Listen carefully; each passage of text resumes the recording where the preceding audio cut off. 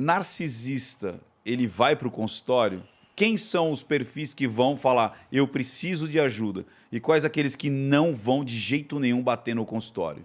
Narcisista é muito difícil. Porque o narcisista, ele se acha realmente acima da média. Ele se acha assim. Você estar com um narcisista, para ele, você tem um prêmio. Ele é uma mercadoria premiada. Então, por exemplo, ele acha normal você pagar para estar com ele. Pagar um restaurante, pagar, porque você está numa companhia maravilhosa.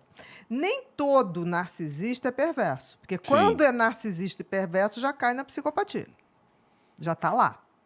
Ele pode ser o rei do tabuleiro. Pode. Todos trabalham por mim, olham para mim. Mas não faz perversidade. Perfeito. Na hora que você detecta que ele já vai pegar a próxima vítima, tchau, não vai te Mas encher ele o não saco. tem dor e sofrimento? Não. Para buscar uma psiquiatria, Muito difícil. Ele só vai buscar se, por exemplo, ele tem um casamento ótimo, que ele tira muitas vantagens, ou porque aquela família dá um status para ele, ou abre portas para ele, ou porque ele é um cônjuge que é extremamente rico, então ele desfruta de um conforto.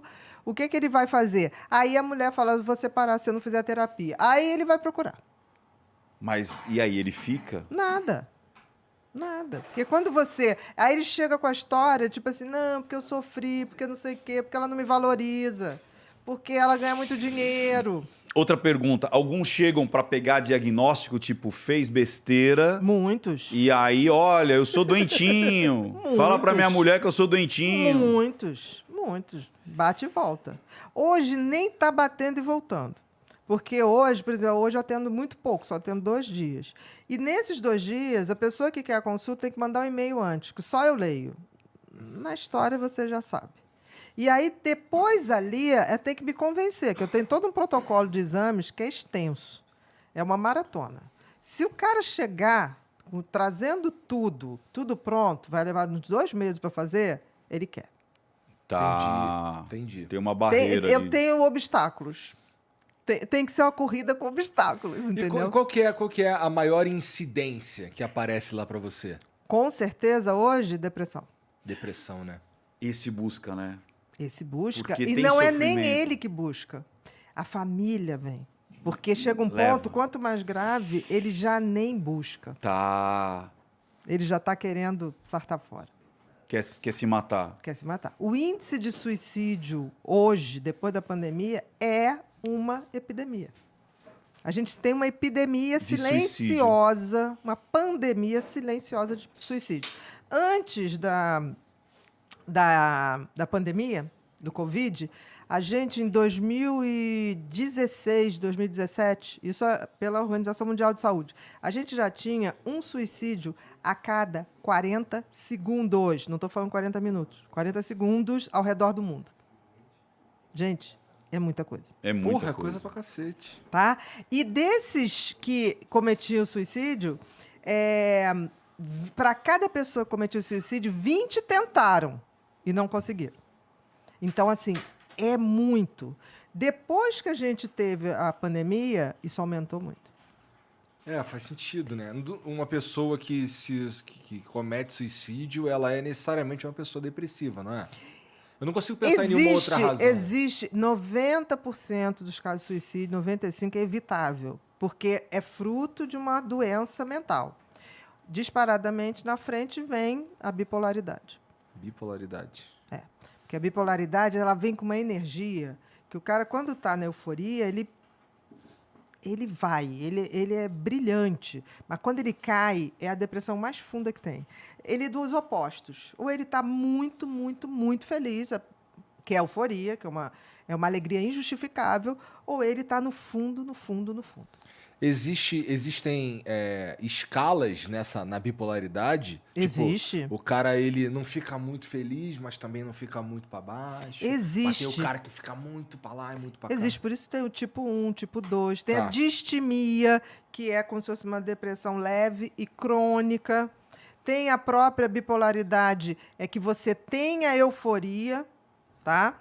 E essa é mais difícil, e depois a depressão. E tem uma bipolaridade, tipo 2, que você não chega a ter euforia, você tem uma hipomania.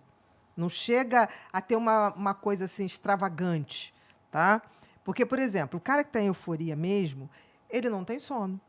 Ele fica hipersexualizado, ele trabalha compulsivamente, tem ideias compulsivamente, ele não tem necessidade. Chega uma hora que você interna, não é por nada, você interna porque senão ele vai entrar em colapso.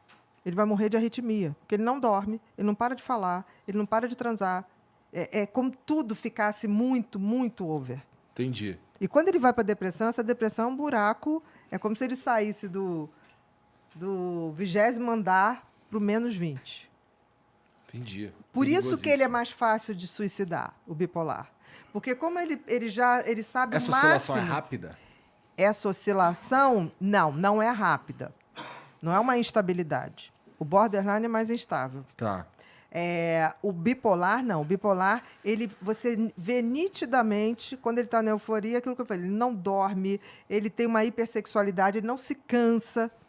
Tanto que, às vezes, você chega, parou, vamos botar para dormir, porque senão ele morre de arritmia cardíaca. Não come, nada. Muitos gastam demais, né? Tem alto consumo. Consome, Aí mas quando tá em mania, tipo, eu namoro com a filha do Bill Gates. Nossa. As coisas muito loucas, né? É uma coisa que você fala assim, o discurso você vê que não é possível. Porque é uma coisa de grandeza, sabe? É uma coisa... Tudo exagerado, Tudo né? exagerado. Tudo muito exagerado. E quando ele desce demais. Aí o que acontece? Como essa descida, o cara já teve no 20º andar, ele vai para o -20, ele chega lá embaixo e fala assim, nunca mais vai voltar. É a hora que ele se suicida. Porque o bipolar, ele nunca quer tratamento na fase de euforia. Porque para ele está ótimo, ele é o Superman, é a Mulher Maravilha. Agora, quando ele deprime, talvez seja a coisa mais difícil. Essa oscilação, ela tem causas, eu imagino. Ela não é do nada, ou é? Pode ser do nada.